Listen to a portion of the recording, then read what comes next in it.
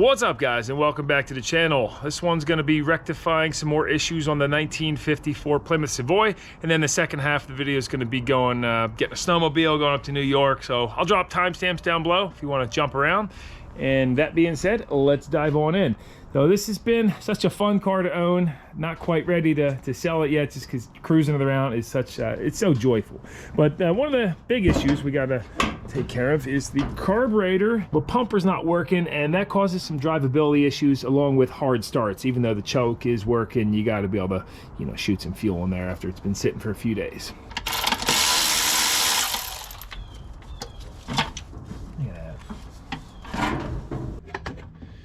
Here's a glance inside the oil bath filter.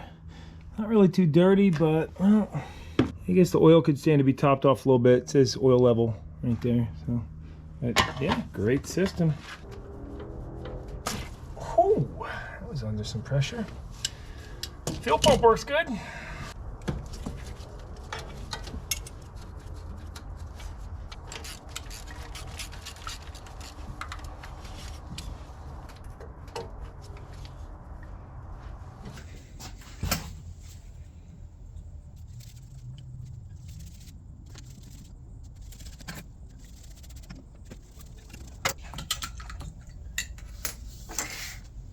Quick glance at this before we pop it all apart. This is the pumper here, and yeah, pretty basic looking. It's got the automatic choke on it, manual override too. Oh, let's see here. Of course, we did take the lid off in the first video, and that's when, yeah, one of the main reasons I'm rebuilding this too is because I know the gaskets are all torn in here and such. Oh, great. See, that fuel tank's definitely got some rust in it.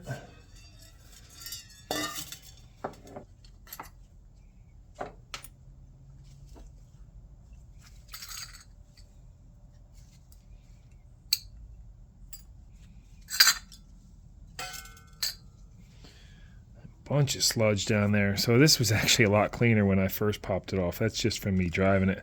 We'll have to take a look inside that fuel filter, maybe get a nice paper one for it to capture that rust. Because I mean, this is some heavy stuff coming by.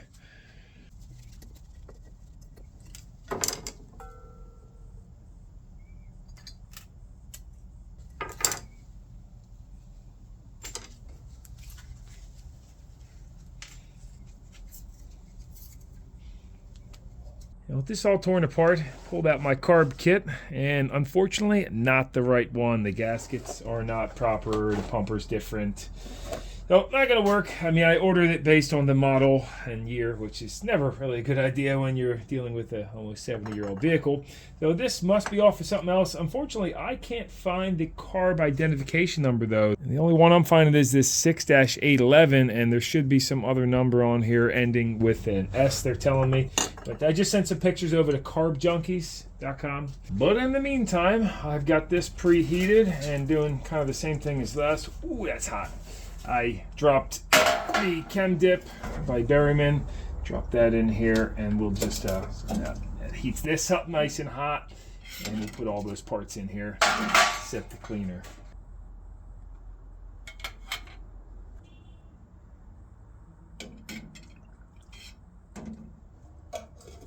So a lot of people were commenting in the last video that I should just fill the entire unit with this Chem Dip. But one, that would be really expensive, and two, what if you got to clean something that you don't want using these harsh chemicals on? So this is like a water-based, just simple green actually. I think that's water-based. But I figured the ultrasonic cleaning should be traveling through this and cleaning them. So let's see what that does for us. All right, an hour later, let's check them out. Ooh, look at that. You know, I've had this big roller bearing I use for weight on stuff, but I guess it's really hot now from this. It's getting so hot. I've never actually taken it apart. This was just too good to be scrapped, and I forget where I got it from. I kept it though. It's a nice piece. Anyway, that's off topic. Whoo, man, the heater element in this thing is just heavy duty. All right. Unplug that. Might as well lube this up a little bit now that it's rolling too.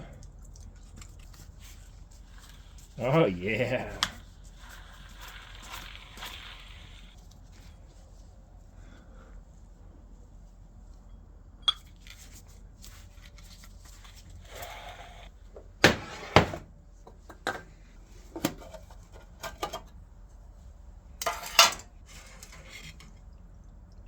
Whoo! Toasty. And I did just hear back from Carb Junkies too, and they do not stock a kit for this. But they said they think it's a 944S carb. So I was just looking at Mike's carburetors, and it looks like he stocks a kit for this with the right gaskets and the right pumper and such. Blew out the rest of the orifices. Everything's tip top here. Just need that kit, which is on the way. Next thing, I want to look inside this fuel filter and let's see how much crud's in here.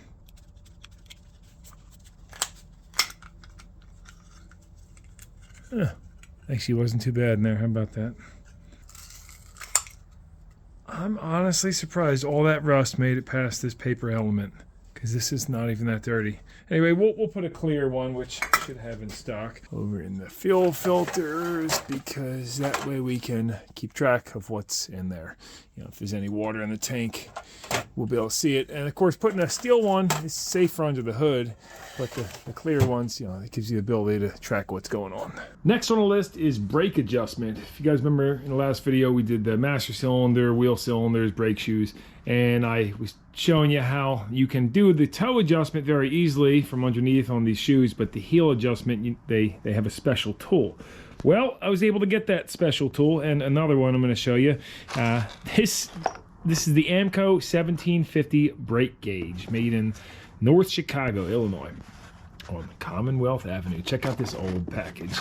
So this tool sells on eBay for anywhere like $500 to $700, and I found this one on Marketplace for only 50 bucks.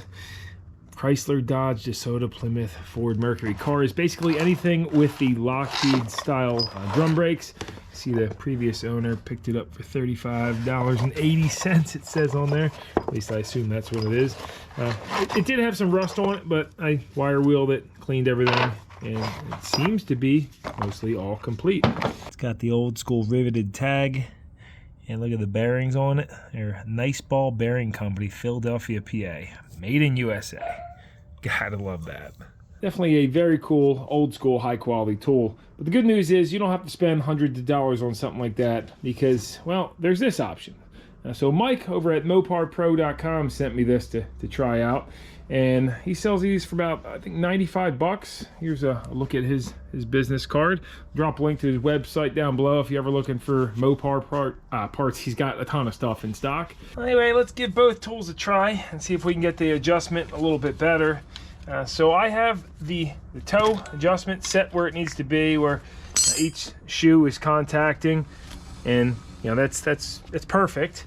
But I'll be very curious to see what the contact pattern looks like, because I'm sure the heel setting is not right.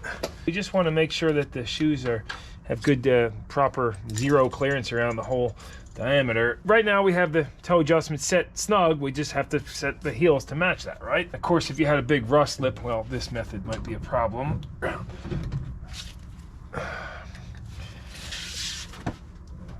But there's not a rust lip, so I was able to pop that drum off.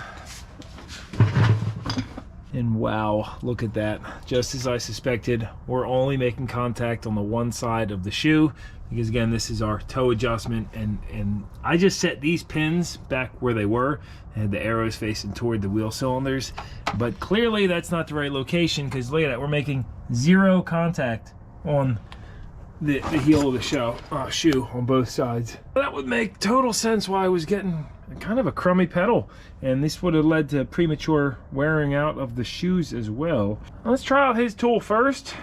All you do is thread it onto the spindle, and I basically brought it on to where this is midway on the shoe. Now we know that this part is contacting the drum, so I'm going to spin these nuts and adjust them to where this little pointer's just barely contacting the shoe. And snug this nut down, I don't know how well you guys can see this, but just barely making contact at the top where the shoe was hitting it. And oh man, as I bring it down, there is a huge gap. We got like 4 millimeter gap between the shoe. So these were completely misadjusted. Let's bring it over on the other side. It should contact this shoe. Yep, a little tight fit on that. And then as I bring it up, let's bring it all the way around. Yep, same thing. Massive clearance on the top compared to the toe. Now these are way out of adjustment. But all I gotta do is spin this anchor pin now. I'm gonna loosen the back side. Now with my pointer as an indicator, I can spin this and see which way. Nope, that's the wrong way. Because remember, this has got a cam eccentric on the pin. So it's gonna bring the whole shoe down when I spin it. Oh yeah. I spun that 90 degrees, looking much tighter down here, but the top adjustment came way down. So now I'm gonna bring that back out where it needs to be, because we already know the top needs to be touching this. Okay, we got contact. And wow, look at that.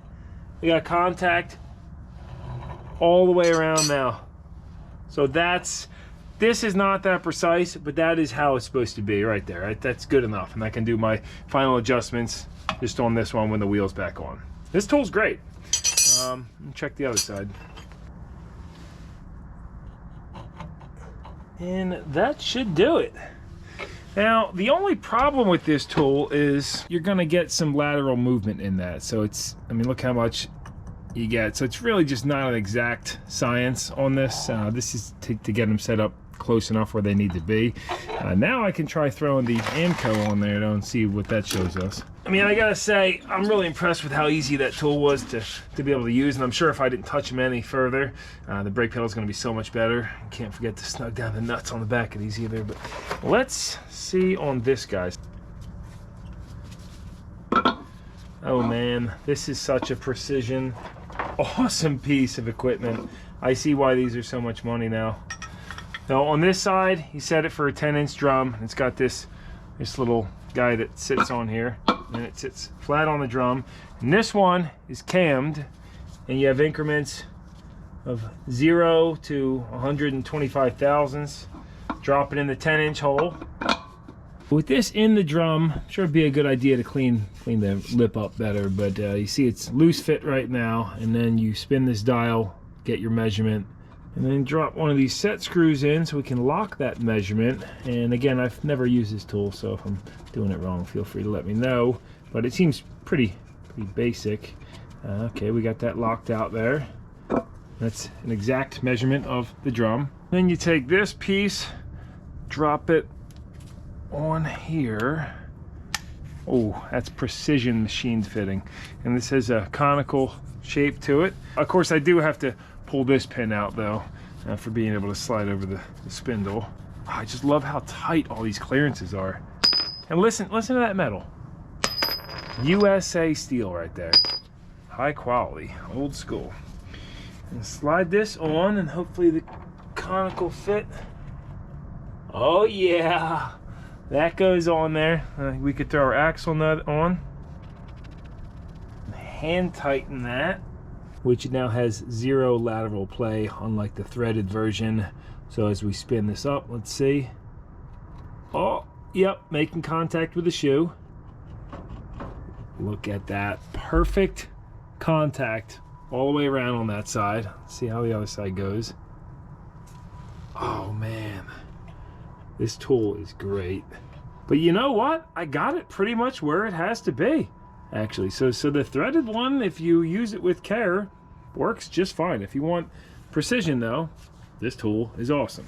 And the other cool thing is, since it has this long pin and there's no lateral movement, you can tell if the shoe is sitting straight on there, because there actually is an adjustment on these for making, there's like different shims you would get back here for if the shoe was sitting cocked and you were getting, and you would see that in the wear anyway. And of course you spin this, and there's a look at that cam action on there. Now this is nice. Anyway, all right, I'm gonna finish the rest of the brakes adjustments on this. I'll have to use the puller on the rear. Definitely not convenient. I mean, modern drum brakes with auto adjusters are much nicer, but that's just a little insight and look at how to properly, you know, get these set up.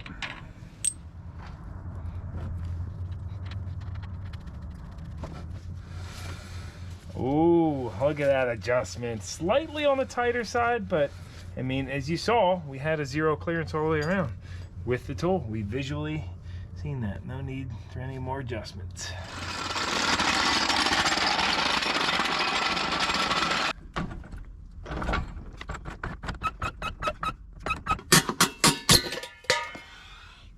Yeah, I'm missing a lug nut on this side too.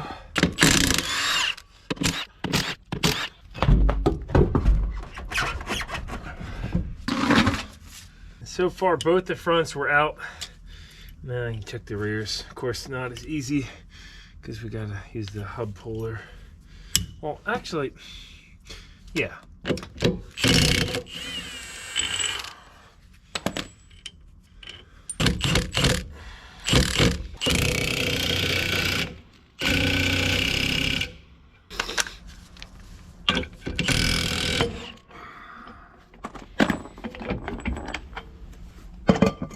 Said to put the bigger battery on the gun. These little 4.0s are nothing compared to the 12.0.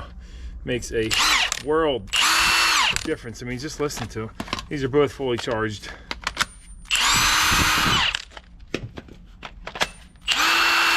Yeah, 18 volts, but much more power.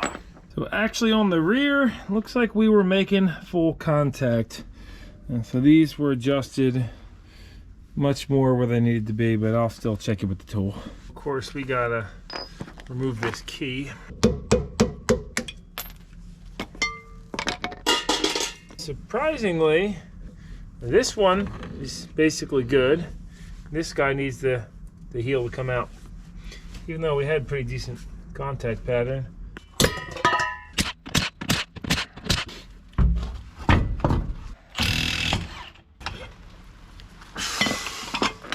Of course, this one works on the back, same threads. Yeah, pretty good back here. Adjustment is fine. And remember I was showing you with the lateral play, I mean, you just pick one or the other. Either keep it pushed against, or in this case, I'm keeping it pulled back when you spin it, and that way you don't have to worry about that play. Well, back over on the driver's side rear, I don't know if you guys saw it before, but there was a bunch of oil dripping down here. I actually since wiped it off, and we've got a new axle seal. I know the axle vent's good because we checked that in, I think that was part 2 or part 1. But let's go ahead and take this off. Get the brake line off. And zip these.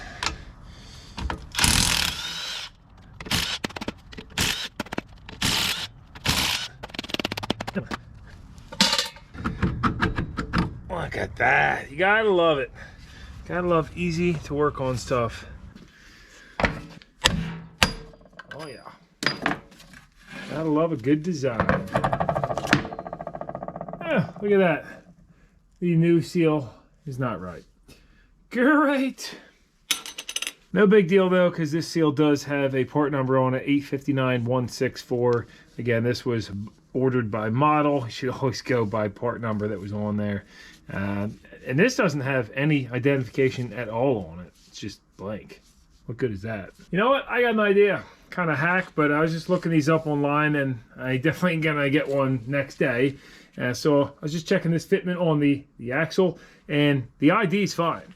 So this one actually, it's almost like it's rebuildable. It has some kind of almost like leather packing in there or something, and there's a couple layers of steel here. I'm thinking let's uncrimp this. I'm just running these needle nose around the whole thing, and yeah, I got it spinning. This is the part where I stab myself with a pick. There it is. And the inner part, geez, yeah, you could almost rebuild this. This is like some kind of, it's a fiber, is what it is. No fiber in between. Anyway, I'm thinking now we'll just take, we'll cut this out, and then, yeah, we could just combine these two. That'd be great.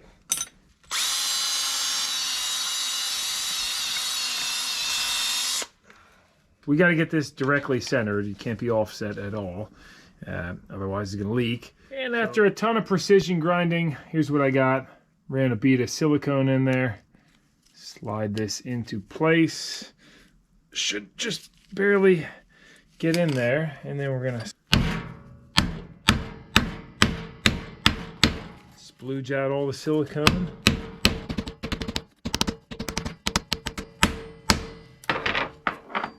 Oh yeah, looks good. Is it perfectly centered? Who knows? I guess we'll find out in the future. And that is a backyard fix. Dead centered in there. I think that's guaranteed to seal. Having this hard ridge here, this really helped me be able to get it. Well, make sure it's perfectly centered. You know, let's toss a dial indicator on here real quick too. Make sure the axle shaft's straight. If you got a bent axle shaft, it's just leak no matter what. And I had that happen once on a CR250. I had a crank seal that was leaking. I replaced it. It was sucking crankcase oil, right side crankcase seal. Replaced the seal twice until I finally figured out that the crank itself was bent, allowing oil to get sucked into the combustion chamber while underneath the piston and then blowing a bunch of oil. Got that zeroed out. I'll go spin the other side. Let me know what you see.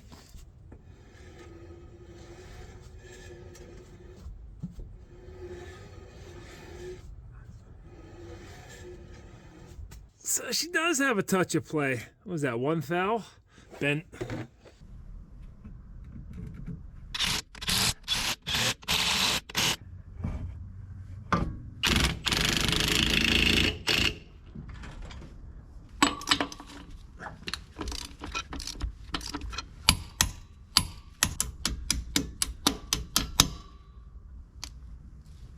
One of these new bolts on order. Next item I wanted to address is the starter motor. If you guys remember the last video, the Bendix was sticking out, engaged with the flywheel, and even after starting it, wouldn't fly back in.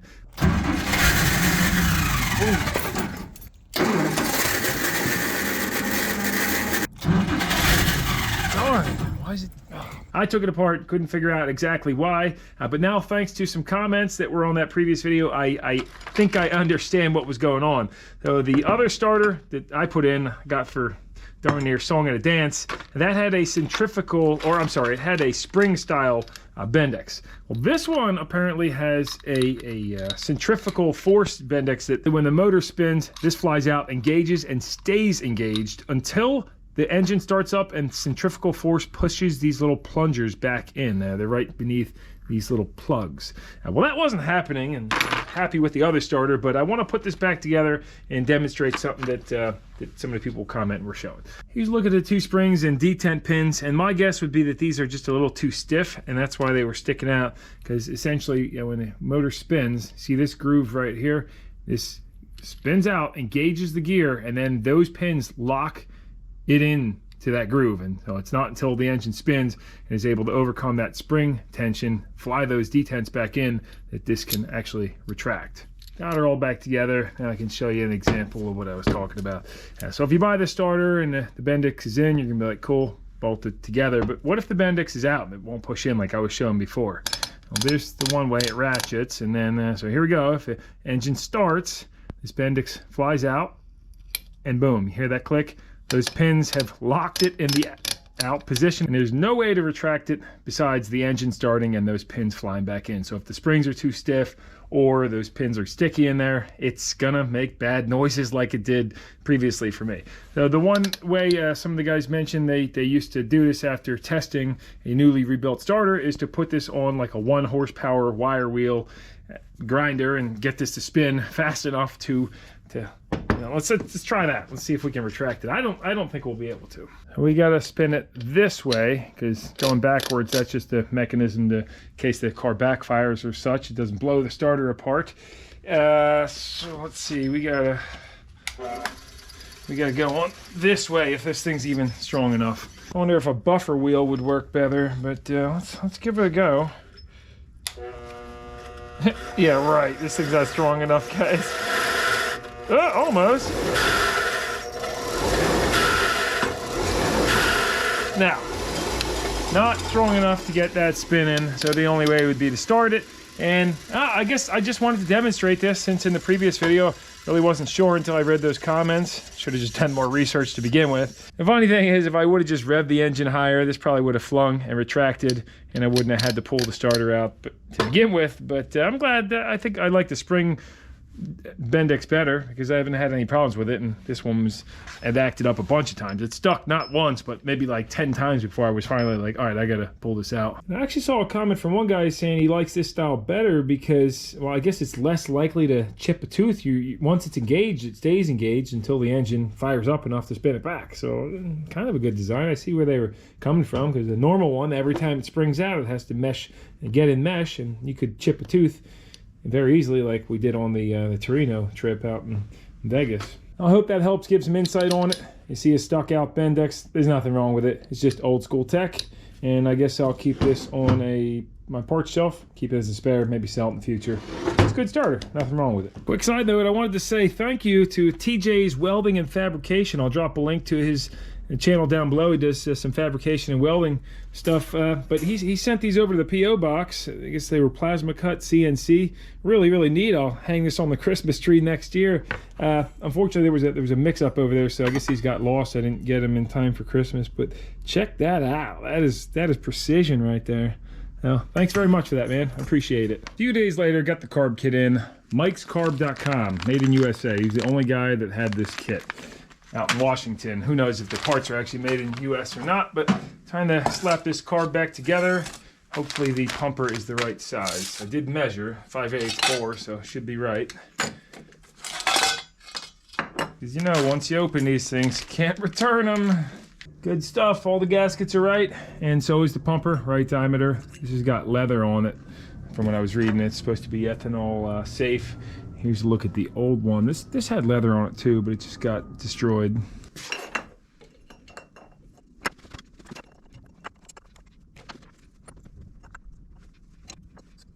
A little while later, got it all back together. Bench tested the float height. That's good to go. Didn't have to make any adjustments. And now this pumper works great. It shoots a bunch of fuel out of the center pole going across down there. I don't know if you guys will be able to see it. Yeah, anyway, get this bolted on.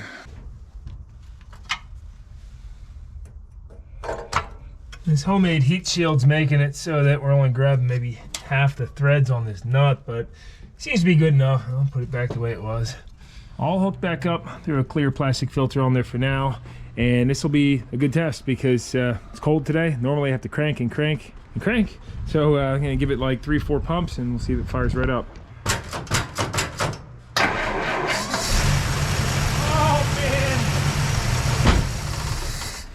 Stalled out, probably because the carb is not getting gas yet, but yeah, that fired right up. Also got to do a fuel screw adjustment.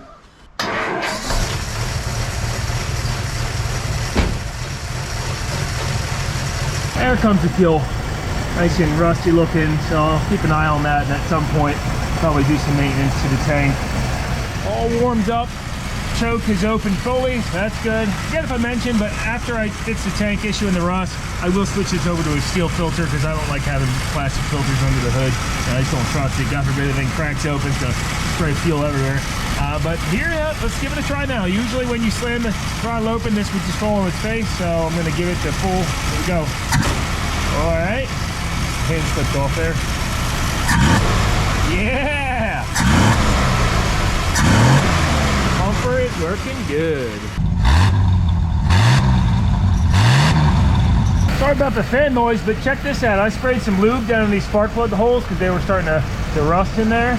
And now when I read it, look, you see bubbles. See that? Getting some pressure blow by past them. Let's see if they're clean down there. Probably just a little bit of rust or crud or something. Yeah, that's all. It's a little crud on there. Clean that up and they'll be sealed fine. Gus, you want to go for a car ride? Come on, you've been napping all day. Let's go.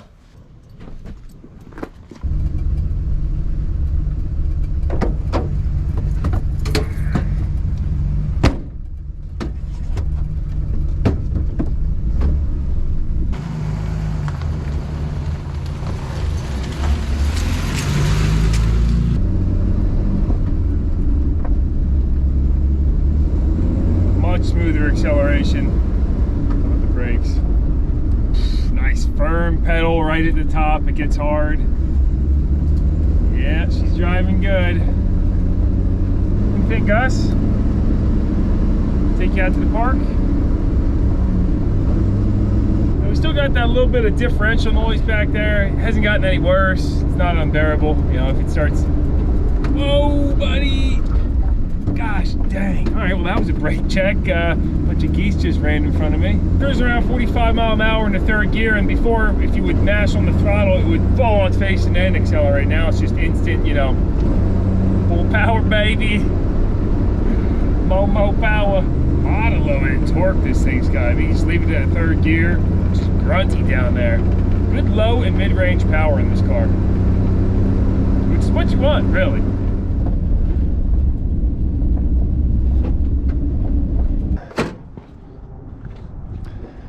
All right, bugger.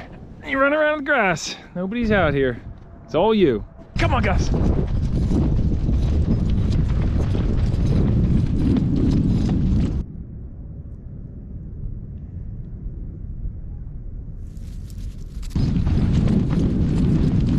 All right, buddy, I'm leaving you then. You won't come in. Bye, Gus.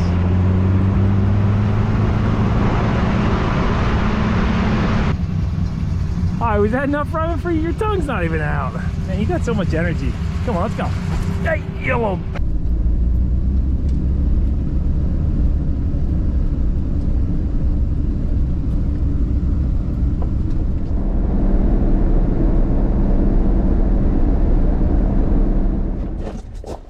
What's up?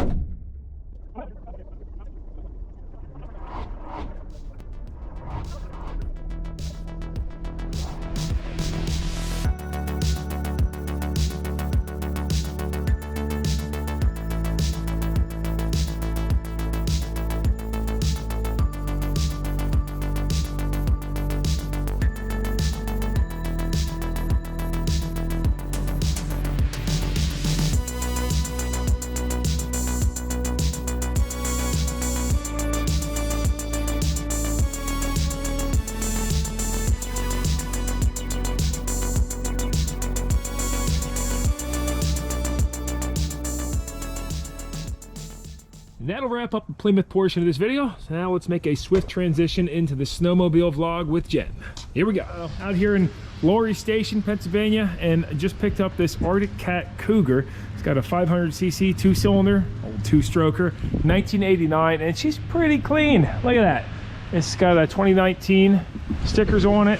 Now, I didn't look at much on this. I saw the track was pretty bare on it, but we're actually, you know, I came around and said they got a little snow up there, and it was a combination of things. That, and then I saw Dalton over at Pole Barn Garage. You guys definitely check out his channel if you haven't seen it. I'll drop a link to it in the corner down below. But he just picked up a ski too, and I was like, you know what? I got the itch. So popped on the old Facebook, 800 bucks. I don't know. She seems pretty nice. Guy said he had it out front for sale, and somebody winged a beer bottle out at it, and that's pretty unfortunate to see. We're still on our way up to New York. The Gusman and Jen coming along with. So yeah, we'll see where this goes.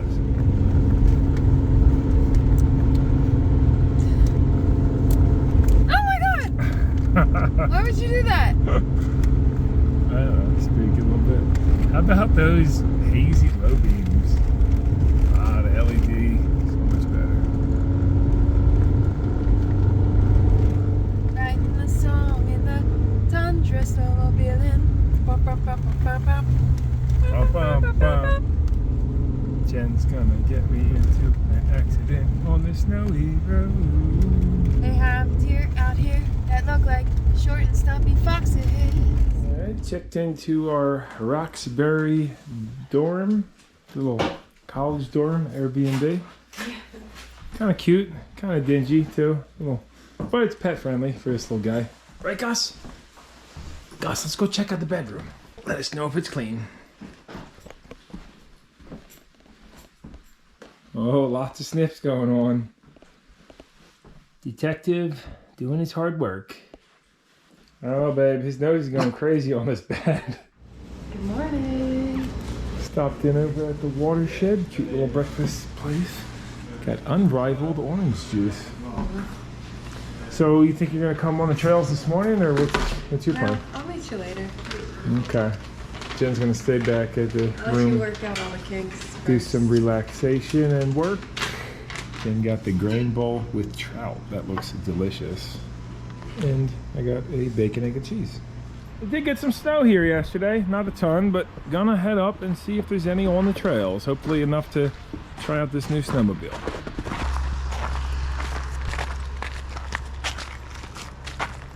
Back at our hotel, Old Chappie's. I stop in there later for a drink. It's a little restaurant, bar.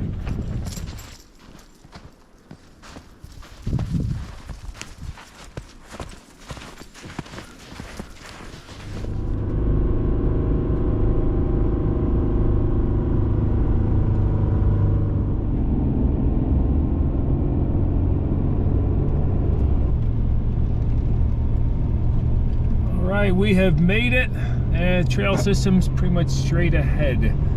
Like right up on this road, and then it goes up that mountain. Yeah, looks like there's plenty of snow to get up to the top of the mountain. I was parked up here, and then unfortunately when I reversed, I got kind of sucked into this gully here, and I'm actually stuck.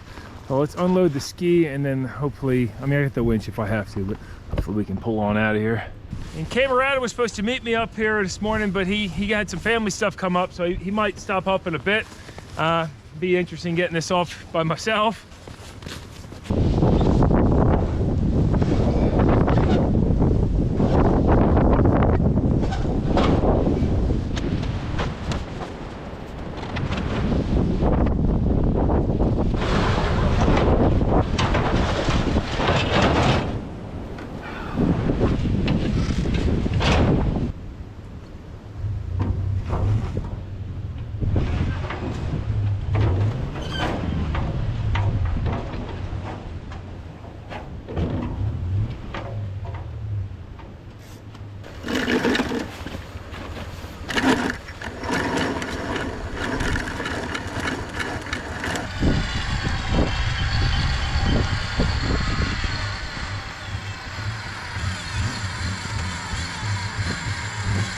I should have pulled a little straighter. Now we're in a jammy. Gotta drop the trailer.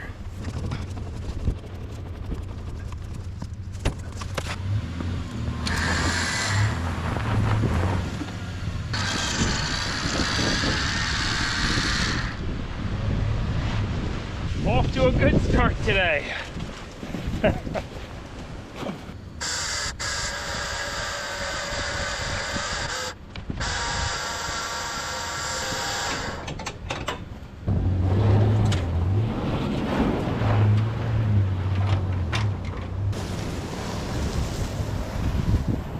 This is a good example of why having a really strong overkill jack on your trailer is great, because I was able to winch the bottom of that, pull it right up the hill without ripping it off. And yeah, let's hit the trail now.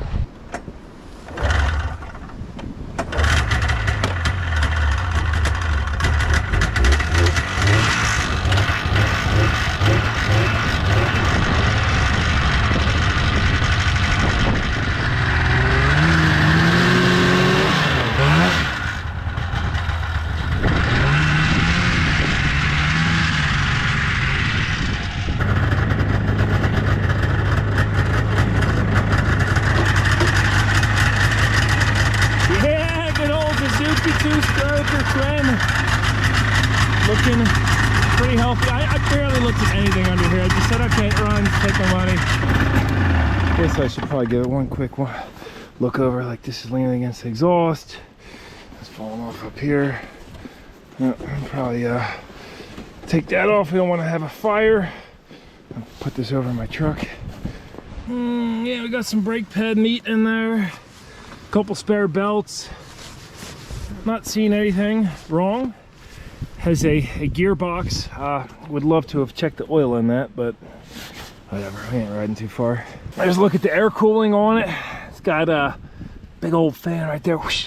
That's what I like about these air cooled units over the water cooled, is that you don't need to be riding on the snow, which is awesome. Because the other ones, the water cooled, they have the radiators underneath, and they rely on snow to kick up on that. So this you don't need. You can ride across the dirt, no problem.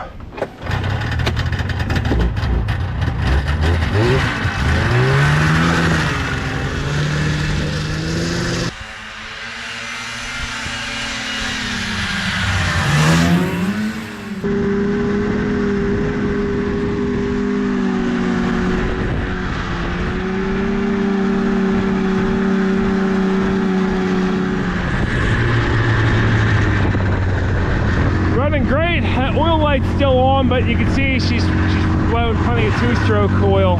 So that's I definitely smell it and I see it. Idling a little bit high too, maybe a vacuum leak or something. Yes, he's a two smoker. Turn down these idles.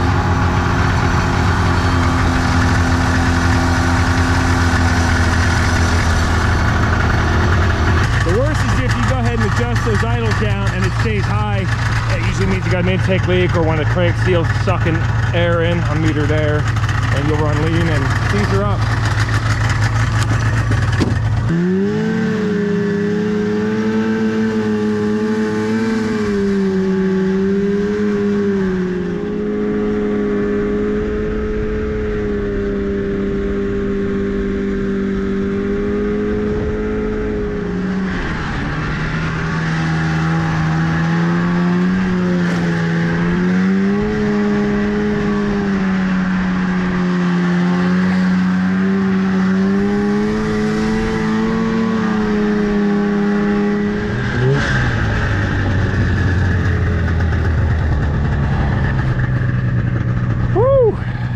She is just running like a top. I mean, that's one way to test out a machine. Come up a real steep trail. You know, I think we probably climbed, oh, I don't know, 1,000 feet or so, whatever it was.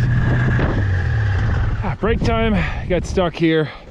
I was up top and then came back down. I was like, oh, let me turn around. So I went up in this, I guess I didn't realize how deep the snow on the sides of the trail was. Just, you know, a good foot deep or so.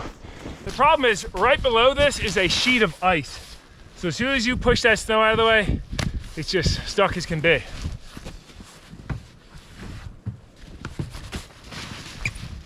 Ah.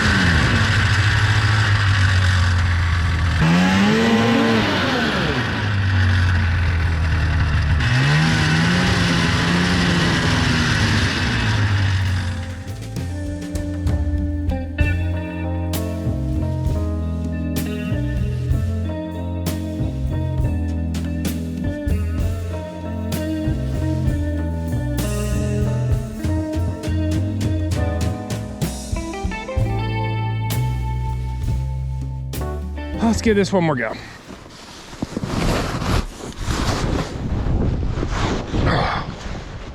It's really heavy. These things weigh like 500 pounds.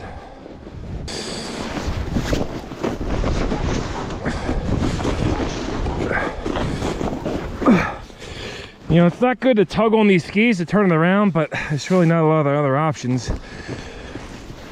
Luckily, these are nice heavy-duty steel ones.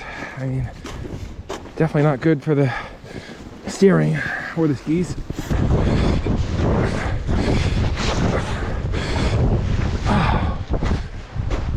Okay.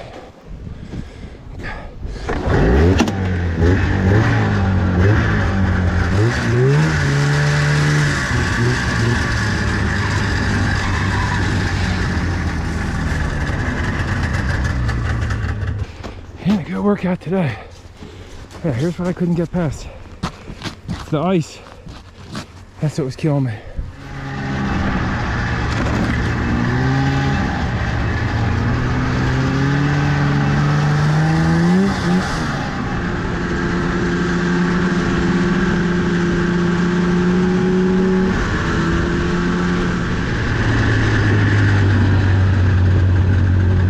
I just talked to Jen. She said she'll be ready in about an hour, so I think I'm gonna do the right thing, head back up. But first, look over the ski a little bit, do some checks and make sure everything's kosher. Looks like this has a toolkit. Oh yeah, look at that. Got a spark plug wrench. And to access this belt, rusty old cotter pin. Doesn't look like any bald spots as far as I can see. Decent condition. The pulleys aren't all ribbed up. Sometimes these get big grooves rubbed into them. It's only got 2,300 miles. That's not a ton for a snowmobile. I don't know everything about these, but I can tell you this one looks pretty clean compared to some of the others I've seen. I like how that's got the locks on here. It doesn't rattle loose. The one downside with these two-strokes is they're much louder than the liquid-cooled ones, because I guess because you don't have that liquid around the cylinders. But you know, simplicity, runs good. It'd be nice if it had electric start and reverse, but you know, it's not bad. Front shocks are decent. I'd say this one's leaking oil, but it's probably just two-stroke oil dripping off the exhaust over time. I mean, gosh dang, for 800 bucks, this is a great buy. And by the way, the oil switch light has been going off. That's just a level switch right here, so I assume I'll top that off will be good. Andrew said he's bringing a little bit more oil.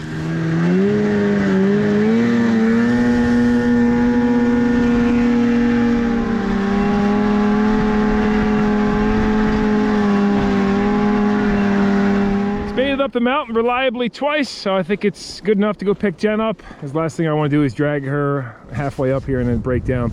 You know, it'd be like Rhino UTV 2.0. I'm gonna head down, go grab her, and then I think Andrew should be here in a little bit too.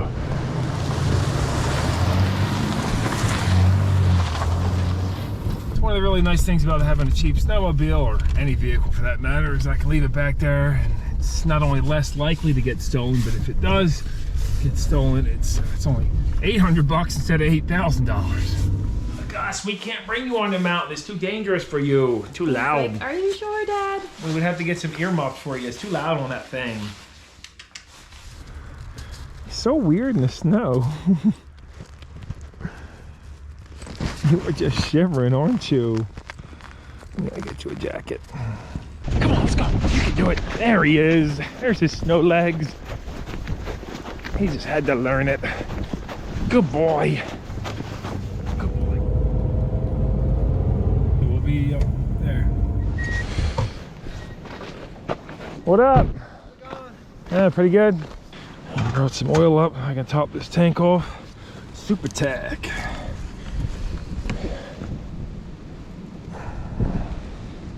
Somebody let the beasts out. Well, Blue and Cody took off all the way down on that guy's property, so he had to go chase him down. She's being a good girl though. Lacey, where are you going? Come here. Hey, sweetheart. You're a good girl. You get to go on all sorts of adventures, huh? They are. They're bad. Cody, you're a bad boy. What did you do? You took off, huh?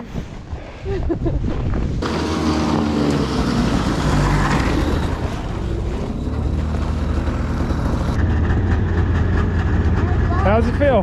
Here, go ahead. Ride up a little bit. No, you're good. Go ahead. You rode it before.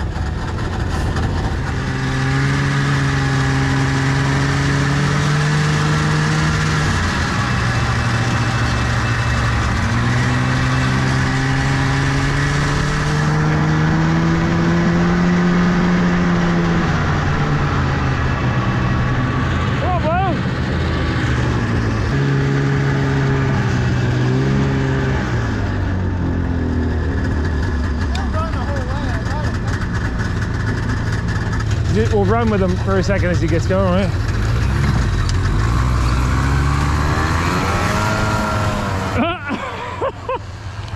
Blue said nope. You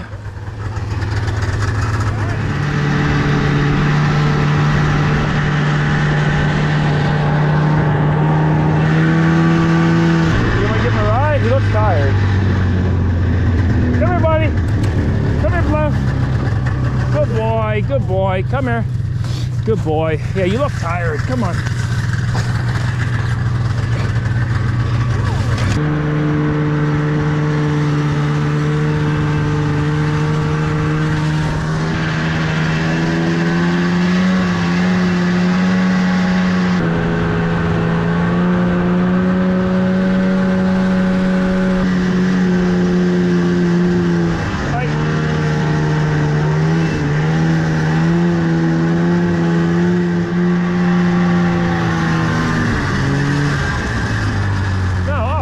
Still in there too.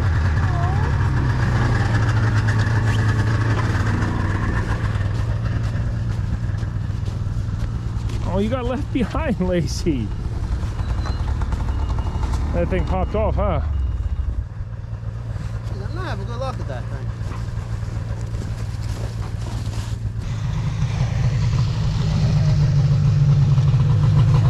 I used to have that same ski.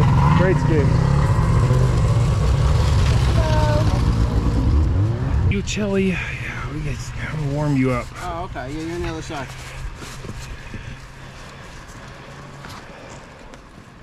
Yeah. Blue. Cody's like, what's wrong with you? Yeah, hey, give me a minute. Because she's not running. Yeah. I guess we should bring her down. That's a shame. Yeah, I'd have to agree with that, yeah. Yeah, we gotta babysit you clowns. All right, he's far enough now, you aren't gonna take off? Okay. All right. I don't think they'll go too far now. So what do you think? We'll get a big dog too? They're kind of hard to manage. Yeah.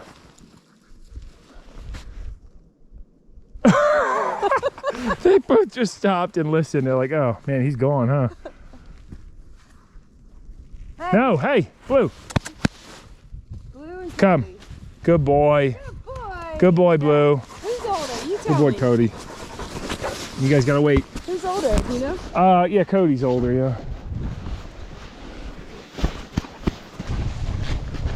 Can't do this with Gus. Fight pretty hard, yeah. You got a hard play bite, huh?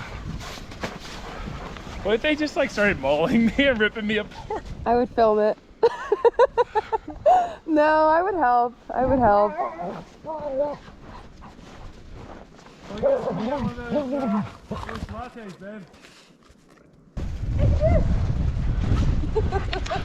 Look what you don't got. Oh, we got a bigger one over here. Way much bigger. Much bigger than, oh my God. They're a hazard with that thing, huh? See the dachshund with the firecracker in his mouth. Give me that back. And you could give them a tree.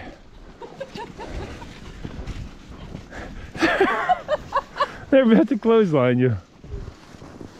Jen is running laps back and forth to keep her extremities warm.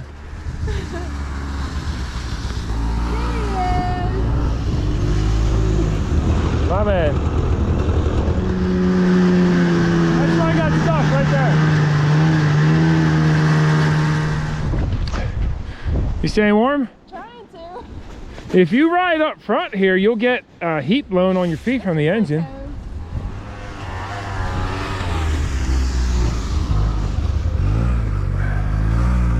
So what do you think, baby? 800 bucks well spent or what? Yeah. Can you imagine if we ran up that hill? It's amazing how, like, try even walking up a little bit. I did. I was with it, just walking from where we were Yeah. to the ski.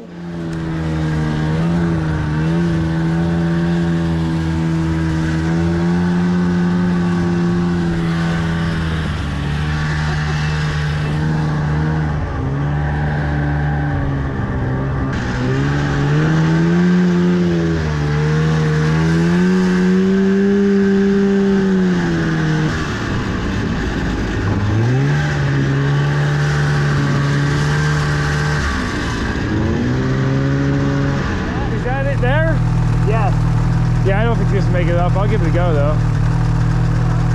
Yeah, not with you, babe. I mean, I just saw his ski slide sideways. Right up? Don't hurt her now. No. I just hopped on with him. They sent it up this. It doesn't look that steep in the video, but there's no way this turd was making it up that. So let's see if we can get up solo.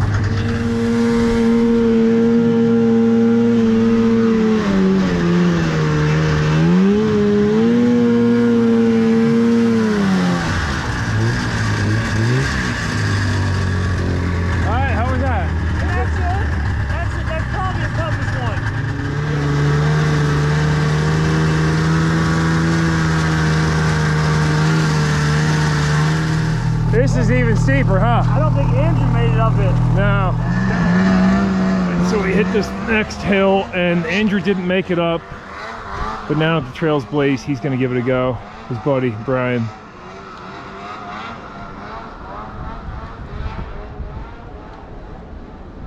Yeah, he made it up fine. Why don't I go ahead and send it first, and if I make it up, then can the old worn out Cougar make it up?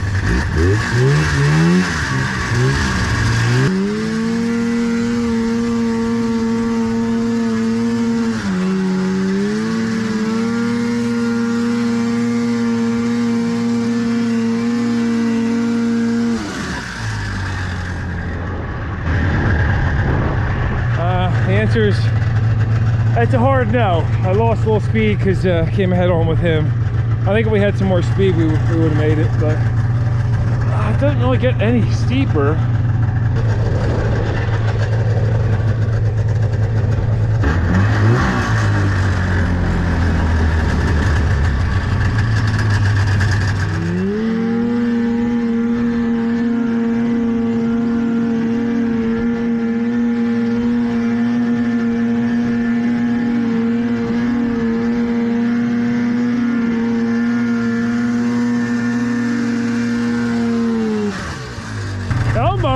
But it's just steadily losing traction up the hill.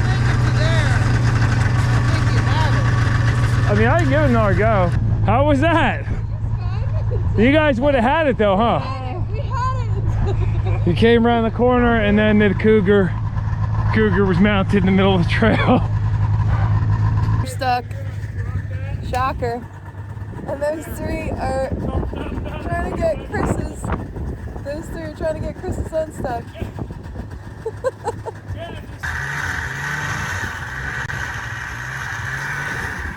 Hit it one more time. Yeah. And then we'll do rope.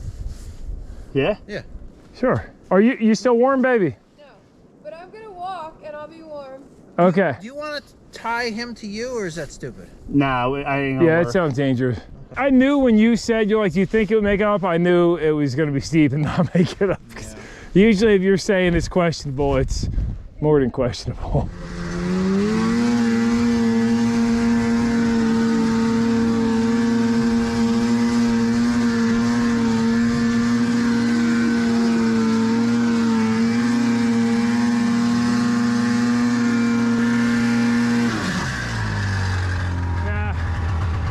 We didn't make it up the mountain.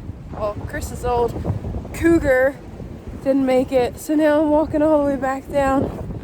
Whew. Yeah, we made it back to Roxbury. Gonna go get our free complimentary drinks at Chappie's. Your thigh's down. Oh, thanks. Jen got a little cold on the mountain. The coldest her toes have ever been, she said. Cheers. That's some good French onion soup right there. Fabulous burger here too. Check that out. I'll split with you, baby. The next morning we're gonna start heading back toward home.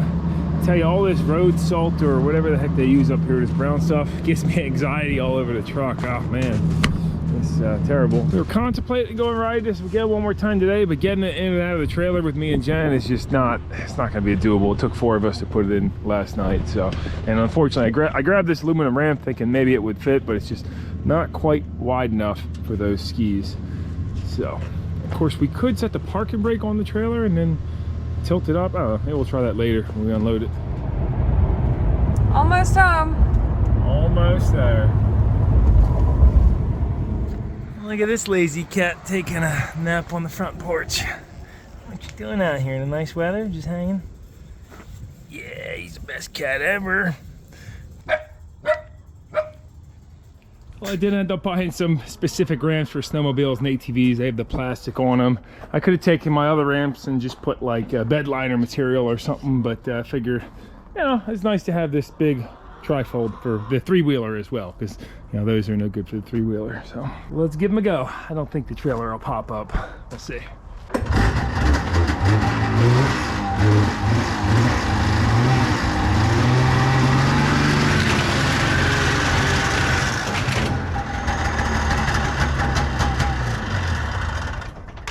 That is that's pretty nice. Money well spent.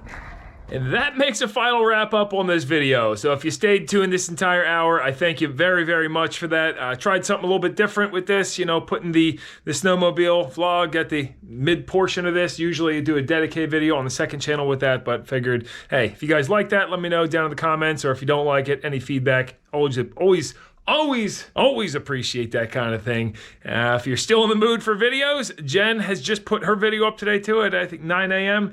Replacing her range vent. So I'll drop a link to that down below if you want to check it out. And otherwise, hope to see you guys real soon in another video. No nonsense, know how. Over out.